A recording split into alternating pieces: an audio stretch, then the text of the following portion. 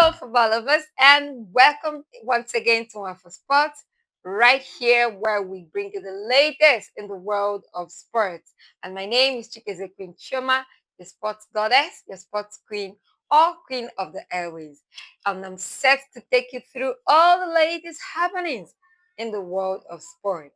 And we're starting our conversation with Mo Salah versus Arne Slot. Yes, over the weekend told you how Mo Salah came out to rant or to express his disappointment over what is going on currently with him and the club side, having been put on the bench and how he feels like he's been put under the box and all of those. Well, the coach Arne Slot has come out to respond to Mo Salah's claims. Now, reacting to the notion of being put under the bus, this is what Arne Slot has to say. He said, and I quote, "Who he meant, the only one who can answer that question is Mo. It's hard for me to tell who he means, to be honest. I don't know, ask Mo." He further reacted to the issue of broken relationships and all with Mo Salah. He went on to say, "That is not the way I feel, but he has the right to feel how he feels things. Mo was always respectful to staff and to his teammates. He trained really hard, so it was a bit of a surprise when I heard he made those comments. Usually, I am calm and polite, but it does not mean that I am weak. When a player says things like that, we have to react as a club, and you can see he is not here." And that was yesterday at the game between Inter Milan versus Liverpool. And obviously, Mo Salah did not travel with the side for that game. From this reply, it simply means that Mo Salah was left out of the squad as a reaction to all of those expressions he made over the weekend. Like Arne Slot, are you disappointed with what Mo Salah said, or you think Mo Salah have been quiet for too long and having to express himself in that manner was just understandable? Meanwhile, the one who started all these bench Mo Salah, put Mo Salah on the bench, is not scoring goals, blah, blah, blah, has come out to apologize to Mo Salah.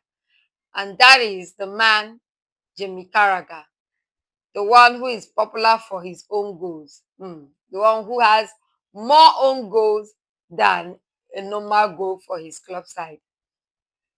He has come to apologize. He has come out to apologize to Mo Salah. Although I feel like it's sarcastic the way the apology went. He said, and I quote, "Apologies to Mohamed Salah.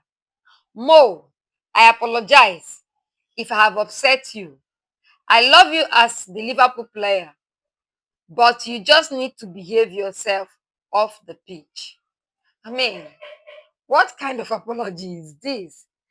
Owing to the fact that you are the one who started all this agitation against Mo Salah, and even singling out Mo Salah to criticize for not scoring goals, when the entire players you spent 400 million plus to acquire, they are yet to even get you any result.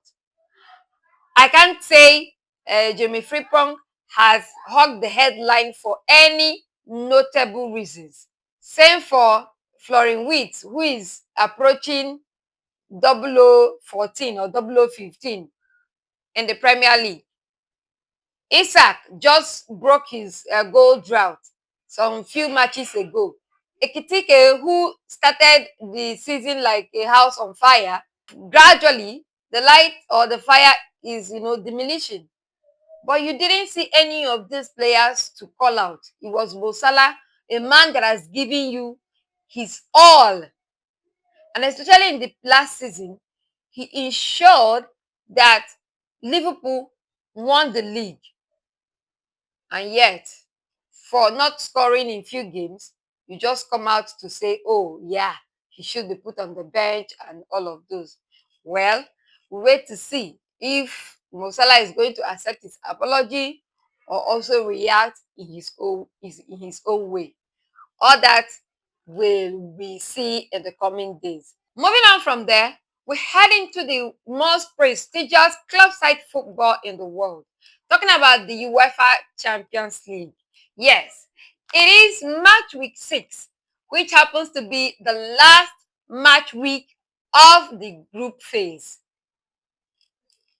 Although some matches were played yesterday, others will be played today. But looking at what went down yesterday night, for some, it was a disappointing night. For others, it was a night to celebrate because for the likes of Chelsea, they lost away to Atalanta, and that loss cost them the opportunity to automatically secure a spot in the round of 16. Yes. So they are down in 11th position with 10 points, and they will be playing in the playoff phase. As for Barcelona, although they did not make the automatic spot for the round of 16, they won against Eintracht Frankfurt. And in that encounter, Frankfurt fans destroyed the security panel at the away stand. They threw objects and beers to the Barcelona fans and also lit up band flares in that encounter. We were to see what UEFA will say concerning that. Would that be a punishment for the fans or not? Only time will tell. Bayern Munich secured a 3-1 victory on the night, solidifying their place in the round of 16, second on the log, behind Arsenal, who have a game tonight.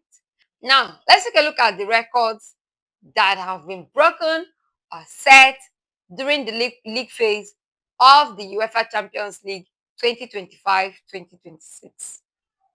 Youngest player to play in the Champions League group phase. We have Max Doman of Arsenal. He played in the league phase of the competition at 15 years, 308 days old. He featured in the game between Arsenal and Slavia Prague. The youngest goal scorer for Bayern Munich, 17-year-old Karl, broke the record of Yamal Musiala, who scored for the side when he was 18. Youngest goal scorer for Chelsea, Estavo, the Brazilian wonder kid. He became Chelsea's youngest ever goal scorer in the UEFA Champions League. Combined most goals and assists, Lamine Yamal of Barcelona. He sets a new record for the most combined goals and assists in the Champions League by a player under the age of 19. Yes, 7 goals plus 7 assists. He broke the record set by Real Madrid player Kylian Mbappe.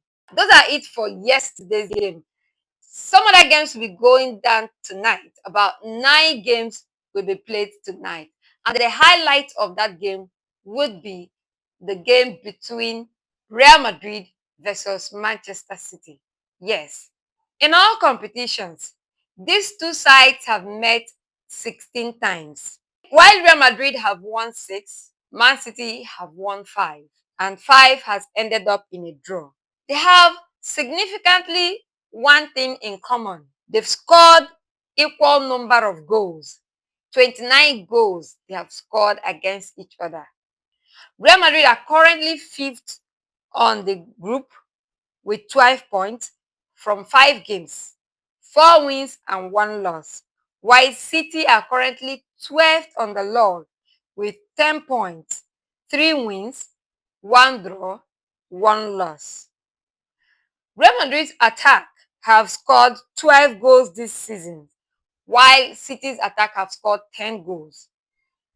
And then the last 2 meetings between these two sides was in February 2025, where both encounters were won by Real Madrid with the scoreline of 3-2 away and 3-1 at home. With the struggle of Real Madrid currently, remember that at the weekend, they lost surprisingly at home to Celta Vigo. Whereas for Manchester City, it was a win, a comfortable win at that for them. Do you think that the loss against Celta Vigo at the Bernabeu will affect Real Madrid's performance in the Champions League?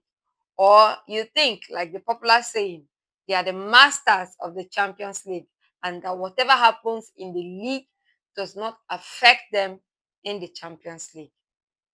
Well, wait to see. Finally, for today, Real Madrid manager Xabi Alonso is on a hot seat.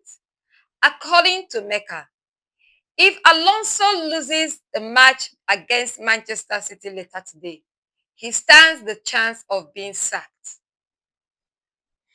Isn't it too early to sack a manager you just employed at the beginning of the season? Anyways, we wait to see what happens next. That's all for today. Until I come your way again, stay glued to this channel, like, subscribe, and hit the share button. Yes, see you again when I see you. Bye for now.